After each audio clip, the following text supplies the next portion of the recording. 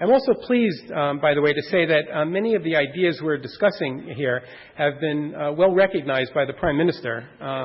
And that's no great surprise insofar as, and I don't know how many of you know this, but he was involved in the research project that first introduced the notion of the demographic dividend. And he also served as a member of the WHO Commission on Macroeconomics and Health, which is the group that advanced the notion that healthier means wealthier. And on that note, let me move on to discuss first opportunities and then threats with respect to India's enjoyment of a demographic dividend. Regarding the opportunities, the key point to note here is that the economic benefits India enjoys from favorable demographics are not set in stone. They can be magnified in several ways. The first is by making wider and deeper investments in health, which have considerable potential to promote higher income via this healthier means wealthier proposition. India has taken a significant step in this direction by establishing the Public Health Foundation of India and also the National Rural Health Mission. India's second great demographic opportunity involves the acceleration of fertility decline. And in general, there are three main instruments for promoting fertility decline, and India has scope for improvement with respect to all of them.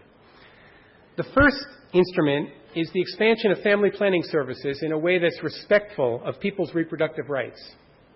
Currently, approximately 1 in 7 Indian women report unmet need for contraception, meaning that contraception is not being used by these currently married women who desire to postpone or forego childbearing.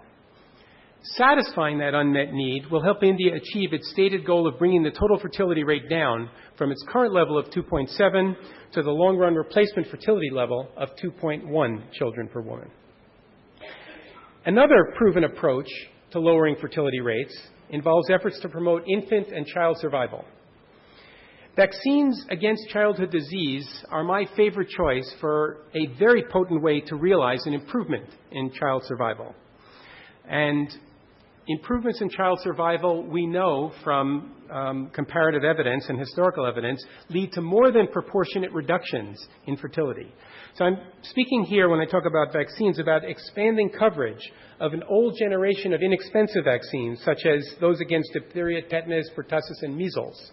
I'm also speaking about introducing a new generation of more expensive vaccines against rotavirus and pneumococcal disease, which are two of the leading causes of child death in India. Childhood vaccines also have the virtue of promoting better school attendance, better cognitive function, and better adult health, all of which tend to make vaccinated children more productive and therefore higher earning adults. And these are actually the main reasons why the Bill and Melinda Gates Foundation announced in January a $10 billion commitment to scaling up the delivery of vaccines, mainly for children. India stands to benefit greatly from this and related initiatives because its vaccine coverage rates are currently well below world averages. For example, the vaccine coverage rate for diphtheria, tetanus, and pertussis, which is a very common indicator that public health people use for national immunization coverage, India's rate is 62%, and that's about 20 percentage points less than for the world as a whole. And then finally, we have girls' education as both an indicator and an instrument of development and fertility decline. So educated mothers, as we all know, tend to have fewer children, as fertility effectively raises the cost of having children by improving the work opportunities that raising children forces most women to forego. Education also empowers women to express their views on how their lives are conducted. Having fewer children allows families to invest more in the health and education of each child, thereby raising the productive capacity of future generations. The effects of education, and girls' education in particular, are extremely powerful. Although India's made progress since the early 1990s, there's considerable scope for continued progress in this area, mainly at the secondary and tertiary levels, as we heard from Minister Sybil yesterday. At the same time, and as we also heard from the Minister, we must make sure we're not misled by statistics, since enrollment in school does not guarantee attendance, and attendance does not guarantee that a student is getting an education of sufficiently high quality to promote their knowledge and skills. Now, I also want to stress here that education has a major role to play, perhaps the major role, in India's ability to capitalize on the demographic dividend. Education, especially, as I say, secondary and tertiary education, will equip India's youth, both boys and girls, with the skills they need to be productive in a fast-moving and unforgiving global economy in which knowledge and skill rule. And as I noted earlier, improving infrastructure, good governance, increasing the efficiency of financial and labor markets, and sound macroeconomic management are also key, although I'll skip over those for now. I'd now like to identify and explore two demographic-related factors that pose potential threats to India's future prosperity. And these threats have to do with population aging and inequality, economic inequality. These aren't the only population-related threats India faces. For example, urbanization and the growth of slum populations poses a set of health and environmental risks that have some potential to impede economic growth. And also, as I'm sure everyone knows, population growth is putting great pressure on India's water resources, which are already in a rather perilous state and could begin to choke off further economic growth. But with respect to the first of these two issues that I will discuss, population aging, a dramatic rise in its 65 and over age population from 5% of the total population today to 14% by the year 2050. That 14% translates into 222 million people, which is roughly 25 million more than the current population of Brazil, which has the fifth largest population in the world. There's been a lot of inquiry into this population aging phenomenon, especially its implications for economic growth. Much of the existing commentary is highly alarmist. As just one example, Peter Peterson, who's former CEO of the now defunct Lehman Brothers, he was also Secretary of Commerce in the U.S. and a chairman of the New York Federal Reserve Bank. He set up a rather serious alarm in a 1999 Foreign Affairs article in which he described global aging, and I quote, as a threat more grave and certain than those posed by chemical weapons, nuclear proliferation, or ethnic strife. Now, Peterson's concern here is that many countries, including India, by the way, will in coming years be flooded with elderly individuals who will endeavor to consume more than they contribute, and that shift will dramatically alter asset values and the income trajectories that people and nations have come to expect. My own views are much less alarmist than those of Peterson, and certainly with respect to India's prospects. First of all, India's 65 and over crowd currently represents only about a fourth of the number of its adolescents and young adults, and it's not going to come to outnumber the younger group for nearly 40 years. Population aging is important, but it's also important that we not lose sight of the fact that the education and training needs of India's adolescents and young adults is truly the 800-pound gorilla in the room. Taking good care of that generation today will make it much easier to attend to growing numbers of older Indians in the future. Now, it's true that adult labor force participation rates will tend to decrease as populations age. But the burden of old age dependency will be substantially offset by the decline in youth dependency associated with declining fertility. In addition, there are a host of behavioral and policy responses to population aging, including higher labor force participation of women, higher savings for retirement, later age of retirement, and possibly increased migration from labor surplus to labor deficit countries. And all of these responses suggest that population aging will not necessarily impede economic growth. So in other words, I am not particularly worried about India having to return its demographic dividend anytime soon, or perhaps ever, as a result of population aging. I'm also not worried that wealthy industrial country markets for goods and services produced by India will collapse under the weight of population aging. Notwithstanding, though, its likely modest effect on economic growth in India, population aging is going to create a significant challenge here.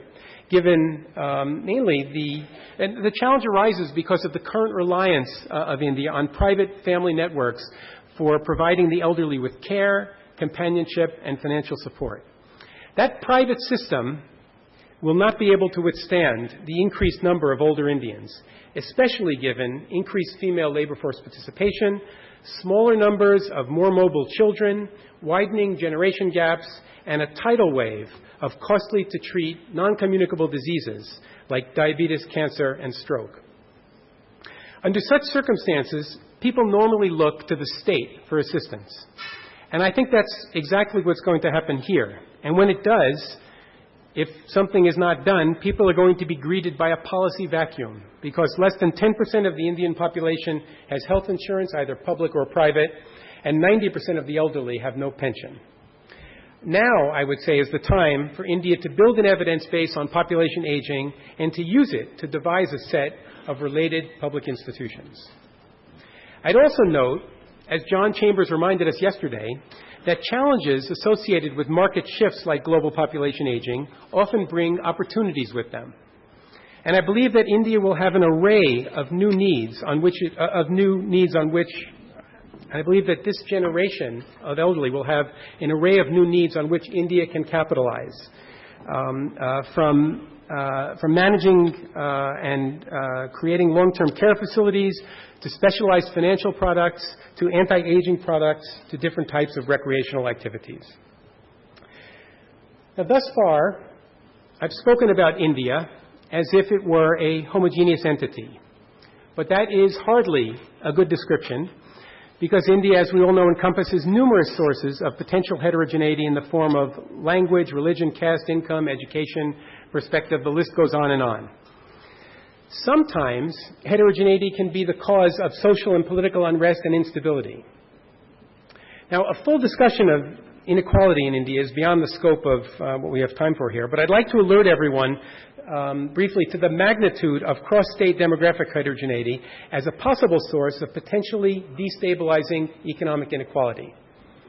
So this chart here shows cross-state differences in our main indicator of potential for a demographic dividend, namely the ratio of the working age population to the non-working age population. I'm sorry if it's a little hard to read, but let me just tell you that the comparison of Tamil Nadu and Bihar shows as great a disparity as the current difference between Ireland and Rwanda. In other words, Tamil Nadu's economy is getting much more demographic lift than is Bihar. Other demographic indicators show a similarly large range of heterogeneity. For example, in 2001, the total fertility rate varied across the states of India by a factor of more than 3. Fertility in Kerala, for example, is well below the replacement level of 2.1 children per woman, whereas it was more than twice the replacement level in Uttar Pradesh. This disparity corresponds roughly to the current difference in fertility between Japan and Kenya. Cross-state variation in life expectancy is also huge. In 2001, Kerala stood at one extreme, at 73 years. At the other extreme was Madhya Pradesh, at 59. That disparity is comparable to the current difference between Hungary and Senegal.